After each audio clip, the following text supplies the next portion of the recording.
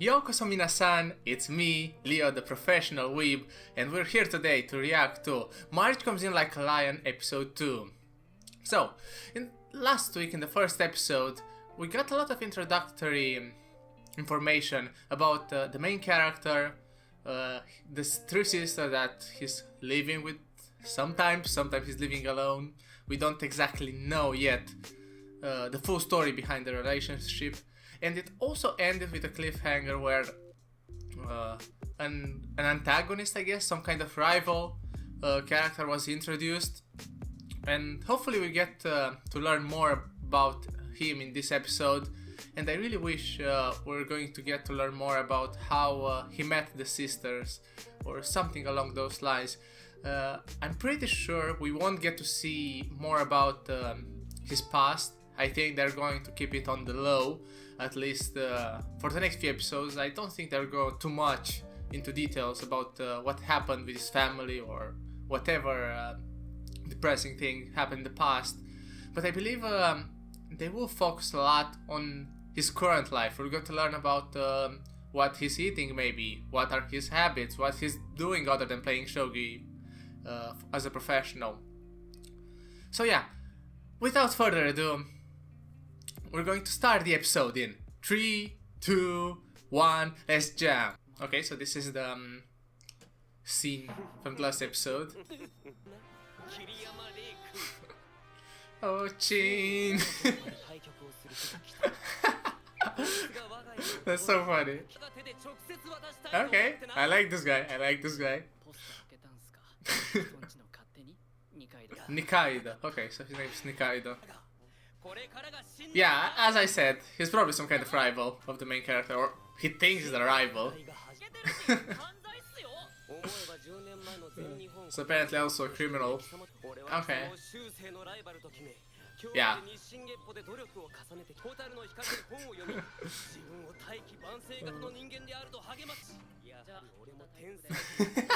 He's just leaving. In the end, I'm a genius. Yeah.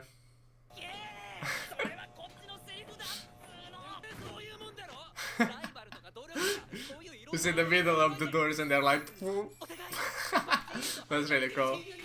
Friendship effort, best forever. He's also apparently sweating a lot. He's a funny guy. Oh, a servant. Okay, so he's a rich guy. 45 years.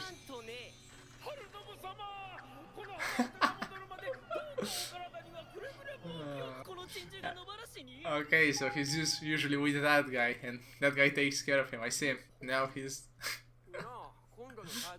eating pizza, having a bottle of cola, I assume. Okay, so they're going to have the next match. Okay, so his next opponent, I see. They have a cool dynamic though.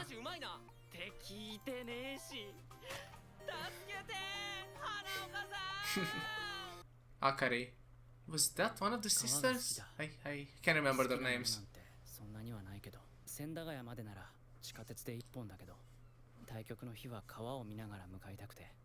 Oh, so he has some kind of ritual between the matches.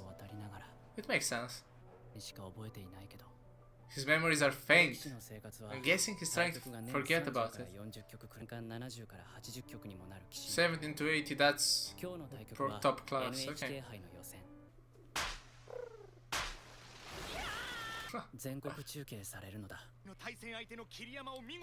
Oh, okay. So I was thinking that the chubby guy, his rival, or at least the person that claims to be his rival, will play against him, but it's this guy instead, so maybe they'll play sometimes in the future. He's quite popular, isn't he? Matsumoto Issa. Okay, so he's 26. Is that like a valid strategy? I'm not exactly sure on the rules of shogi. Hopefully I get to learn something from this anime, but I don't think the focus is going to be too much on the game, but more on the character development. That face though.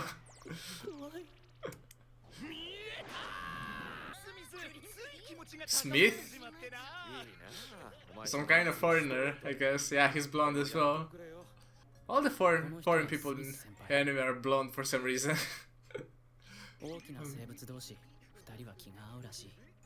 They're both tall. Well, I'm tall as well. I guess I would get along with them too. And he lost. Yeah, so I really don't know the rules. I tried to watch some videos on YouTube, tutorials how to play shogi in the past, but that was like 5 years ago or something like that. I completely forgot the rules. I know you can play pieces that you've captured. It's a lot like chess, but they move differently, and you can move back as well. But again, I don't think it's too much about the game itself, and more about the characters in the show, and the game is just a means to characterize them. Hopefully it doesn't go too much into detail, because yeah, I don't even know the basics of shogi, so right now I'm not really understanding if this is like, this is supposed to be like obvious, he's winning obviously, but I assume so from their reactions.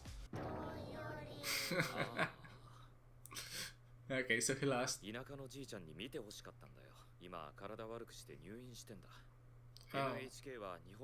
Oh, that's actually nice of him. He's a cool guy. Ichan. 5 centimeters per second. That's so good then.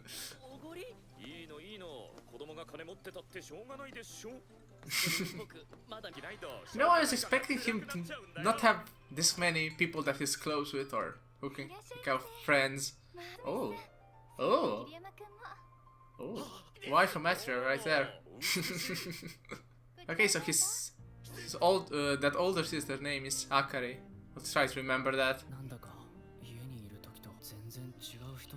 Okay, so she's working part-time here, I guess, and then helping the grandfather with his business as well, maybe? She's really nice though.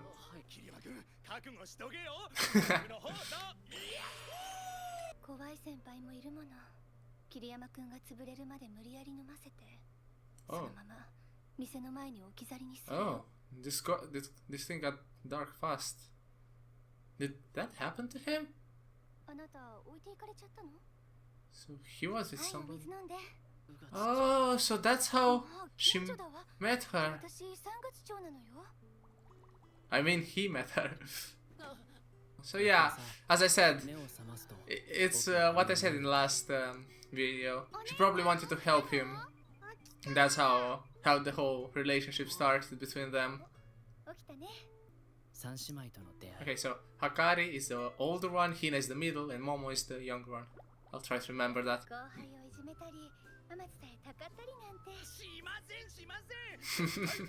She's amazing though.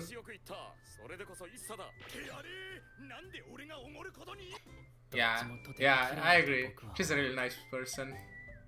He's lucky that she was the one who met him when he was drunk or whatever happened, when he was forced to drink. He has nothing. I think a lot of students can relate with him, waiting to buy supplies until the very last moment when they run out of them. You know, I've been there. I know the struggles. I know it's hard to go out sometimes. You just want to stay home.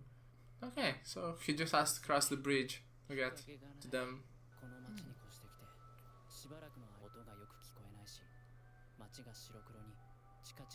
Yeah, this is exactly the same thing that happened to Arima. Exactly the same from Your Lie in April. It's portrayed the same way. But it's really good. It's a really strong image.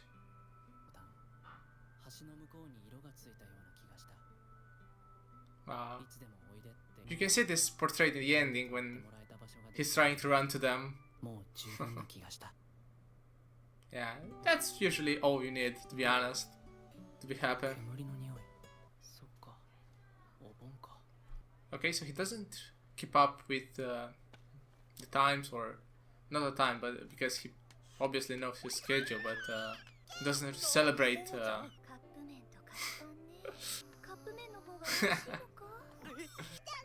That's so cute, oh my god.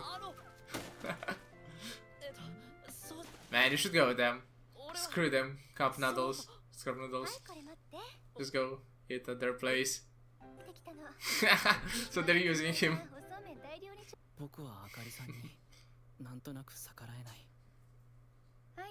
Yeah, I can feel it. It would probably be very hard to do. Damn, poor guy.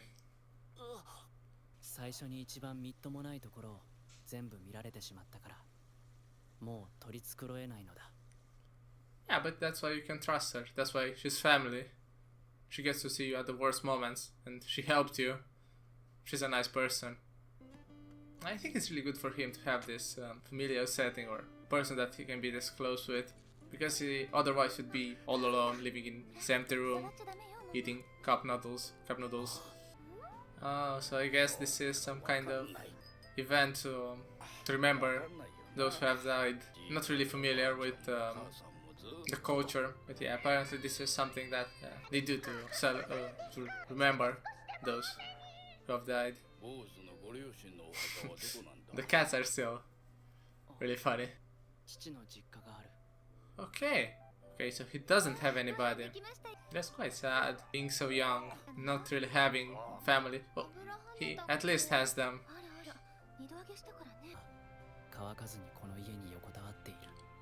Oh, so I'm guessing it happened recently for them. Was that a car crash?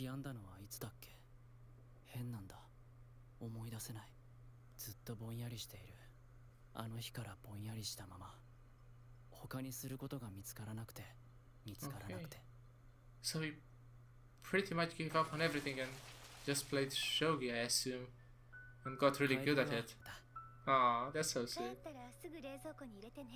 She's such a nice person, though. He's so lucky that he met her. I really like the way the highlights are drawn in the background. It looks really cool. It's a powerful picture. He has to get over what happened in the past, and probably has to get accepted by his former self, because I think he feels like his past self doesn't accept the person who he is now, stuff like that. But anyway, I'll talk more about it in the second part of this video. Alright, so in this episode of March Comes In Like a Lion, we got to learn a lot more about the people that are in Rei's life, but not so much about himself, which was kind of expected. Because while the last episode focused a lot on him, more so than the others, this episode gave us some clarity about his situation with the three sisters that he knows and he has been sleeping at in the last episode, and also about the rival that was introduced at the end of the previous episode, and we finally get more information about him. So apparently this chubby rival guy is not really an actual rival for Rei. Rei beat him in the past, and he's his self-proclaimed rival. He likes to think about himself that he's as good as Rei, but he probably isn't. But he seems like an interesting character. Something about him, I think he has some kind of story as well that will probably delve more when Rei actually finally gets to play him. I thought at first when he was introduced at the beginning of the episode that he was going to be Rei's first rival, but I guess they're going to play in a later match, probably at this tournament. I don't think it's going to be like way late in the series, but probably in a few episodes maybe. So that's when we're going to get to know more about him. So far, the only major thing that we know is that he likes pizza and drinks cola, and he has some kind of butler or someone that calls him master, and sticks with him and takes care of him basically. And now that guy's gone on a trip around the world because he's been a servant for his family for many years. So yeah, he's alone and basically being reckless and vandalizing people and stealing people's mail. Other characters that were introduced, I believe his name was Issa, the guy he played against in this episode, but also Smith, his friend, foreign. I assume he's from America, because yeah, that's where Smith is a popular name. that's not much going for them. They're both nice guys. They seem like genuinely nice persons for Rei to hang around. It's nice that he actually has friends, because when I started this anime, I didn't think that he would have anybody. I thought he would be like really lonely, and he would meet someone during this anime that would change his life and make him become a better person. But that didn't actually happen. He already has all these great persons in his life, and it's probably going to be the three sisters mainly, but also the combination from the people that he plays shogi against, that will help him get over his problems, get over his struggles, and understand how to deal with his emotions. But I like Issa. He seems, or Ichan, I believe Smith called him. He seems like a genuine nice guy. He is not the best shogi player from what we've seen in this episode, but at least he's trying, right? He always goes on attack, he seems really proactive, and yeah, he seems just like a nice friend to hang around. I don't think he'll play a big role in the story. I don't think Smith will play a big role either, but they're nice side characters. They are nice supporting characters, and maybe at some point later in the show they will somehow help Kiriyama or Rei, or save him from a struggle, because they're both male, and it was clarified they're also both pretty tall. I believe over 1.8 meters each, so for Japan standards that's really tall. Yeah, so maybe if Rei gets into a fight, or I don't know, if there's a bully in his life, he can maybe count onto these guys because they're big, they can probably have his back and stuff like that. But I don't know if the show will ever get violent or into that kind of situation. But it's nice that he has someone that he can count on. We got some more information on especially the older sister. We didn't get too much about the middle and the younger one. So the older one, Akari, is probably one of the nicest characters in anime, period. It's pretty rare for a person to meet somebody who, like Rei, who overdrank and basically didn't know what to do. Was the way she said it, it seems like in the past he went out with some guys that pretended to be his friends just to force him to drink, or to make him to drink more than he could take, and just to laugh at him basically.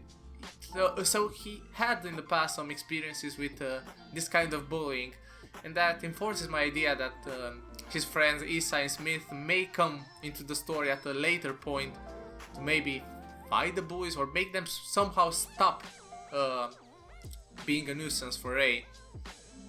And yeah, Akari is really a really charming character that knows how to speak and knows how to interact and basically she's really good at making people do what she wants them to do. As we saw, she made Issa pay for the drinks, and later on she made Rei come at her place. But you know, her reasons are good. She's not like doing it in order to gain something or profit from them. She's a nice character in general. She's someone that I feel that Rei really needs in his life, and it would have been way worse if she wasn't a part of his story.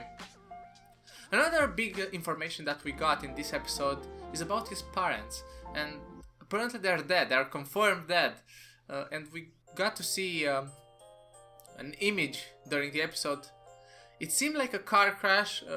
It wasn't on for too long, but yeah, I'm pretty sure it was a car crash accident, and they died that way, and they're buried somewhere pretty far from this town. This explains why Rei's living alone. At first I thought that maybe he didn't get along with his parents, basically. He was kicked out of the house or something like that. Maybe he was adopted, maybe something like that, but that doesn't seem to be the case. Apparently his parents, both of them, are actually dead, and he's living alone. He moved to this new town, probably in order to forget about the past, because he said during the episode that his memories of that time are faint. That maybe because it was far ago. Those incidents happened. He definitely looked a lot younger, but I believe he's actively trying to force himself to forget, which is pretty normal if you think about it. If your parents or someone you cared about dies like that, you try to block those memories. It's pretty humane to do so. So yeah, but they're very far away. I'm guessing he was living with them in that town. I forget the location, but yeah, he probably moved into this new town because it's closer to the shogi hall. He lives only one station, as he said, and he has that ritual of going on foot rather than going in the metro. But yeah, so he doesn't have any kind of guardian figure other than, you know, his new family, the three sisters and their grandfather that he's living with. But other than that, he's all on his own. And it's nice that he is self-sufficient. It is nice that he makes enough money to sustain himself. But it's also kind of sad because the way it was presented is that after his parents died, the only thing in his life that he focused on was shogi. And all those books, I assume, at least many of them, were about game theory and opening moves and, you know, stuff like that that would help him improve his gameplay. And I think this incident was so powerful to him, the death of his parents, that he was pretty much forced into this small room where the only thing that he could do is play shogi. At least he got really good at it. Apparently he's a genius at it, and he makes enough money to live a decent life from it. But it shows that he doesn't really have any other options if you think about it. He's pretty much stuck doing just this thing. He doesn't really have any... He doesn't have friends outside the shogi realm, or shogi environment. Even the ones that were introduced in this episode, his chubby rival, the two tall guys, even they are... he met them because of shogi, which, you know, is nice, but he doesn't seem to get along with anyone from school, and the three sisters are pretty much his only friends that are not from shogi, which is kind of sad if you think about it. It's also sad that I think he also, because he only knows to play shogi, doesn't really know how to deal with life in general. That's why, you know, it wasn't said in this episode, but he obviously doesn't know how to cook because he was buying cup noodles during this episode. So yeah, he was only buying stuff that is easy to prepare. So he basically has no skills whatsoever outside the shogi game.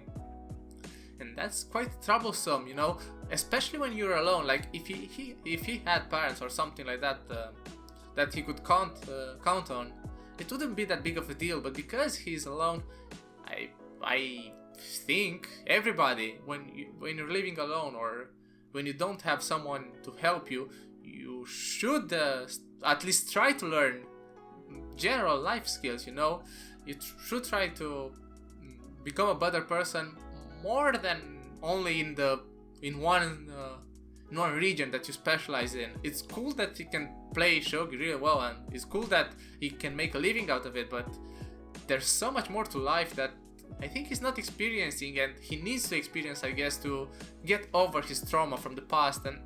But other than the death of his parents, I don't believe that's the only problem that happened in his life, because the way it was portrayed in the first episode, we saw that woman at the beginning speaking very meanly to him, very, very rude to him, and it didn't seem to be about his parents, or she basically was just saying that he doesn't have anybody, doesn't have friends, doesn't have, which, you know, if you think about it, it's true, but the delivery of that information made her seem like a villain.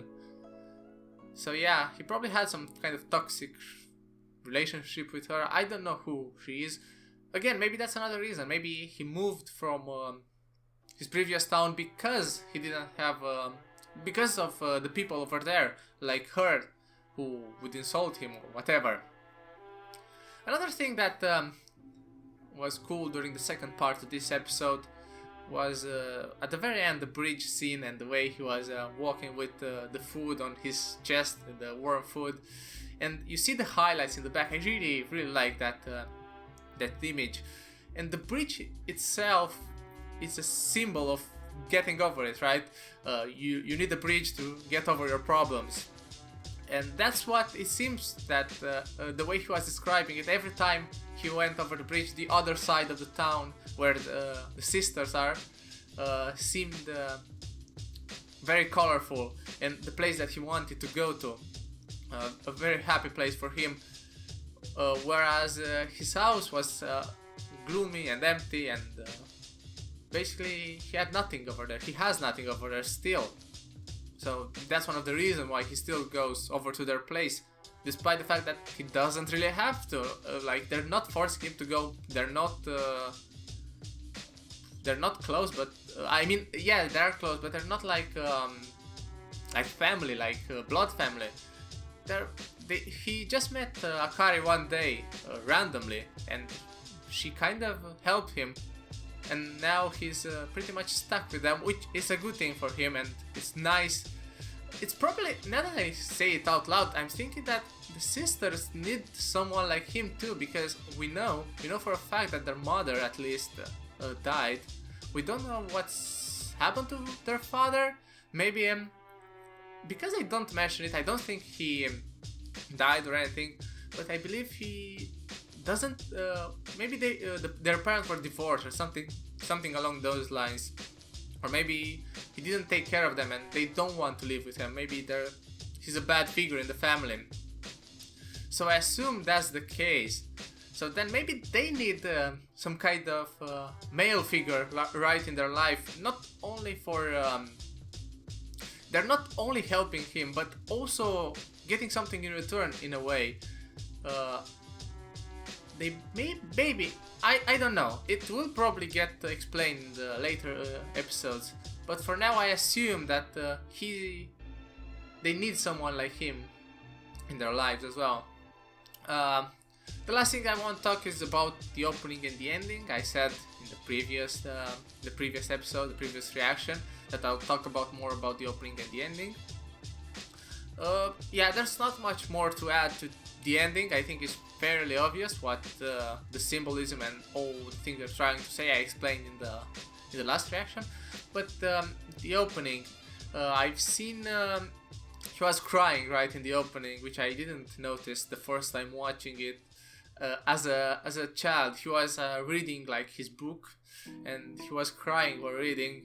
It just shows how he closed himself in. Basically, he was all alone, and I assume he didn't interact with people until recently, until he moved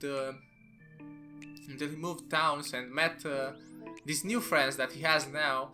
I assume he was fairly alone for a long time, or perhaps another possibility is that the guy that he beat at shogi in the first episode took care of him because his parents died, right? And he seemed like some kind of uncle or something like that to him. So he probably took care of him, and he probably helped him even learn to play shogi. But now Rei, for some reason, is hating him, and we know that when playing him, he felt like with every move he was punching him, and it felt good for him to beat him. So perhaps something. So I assume that guy took him in or took care of him for a few years, but something happened. Maybe in some way he was connected to his parents' death, or for some reason did something really bad to Rei in the past. Maybe some kind of abuse, maybe something like. I don't think it's that bad, but yeah, I think he took care of him, but the environment in which he did that was a bad one for his growth. Other than that, yeah, the opening is very solid. Now listening to the song one more time, I'm starting to really like it. It's quite nice. It's quite soothing. It doesn't really jump at you the first time you listen to it, but I think it's one of the songs that grows on you the more you listen to it, and it fits. It definitely fits the atmosphere that the show is going to, and is trying to go for, at least. So yeah, that's pretty much my thoughts on this episode, guys. If you want to support this channel, if you want to support me, if you want to see more of my reaction, and even if you want to see the next episode 1 week earlier than it is uploaded on YouTube, you can go to my Patreon and support me over there. There are multiple tiers. You can do different pledges, you get different rewards. I think they're all pretty fun, and I think the price points are okay. So yeah, if you want to support me, that's definitely the best place to do so. You can as well join my Discord if you support me on Patreon, and we can talk more about anime and, you know, gaming and other stuff like that. But yeah, that's about it for this episode, guys. That's about it for this reaction. I'm Leo, I'm the professional weeb, and I'll see you in the next video.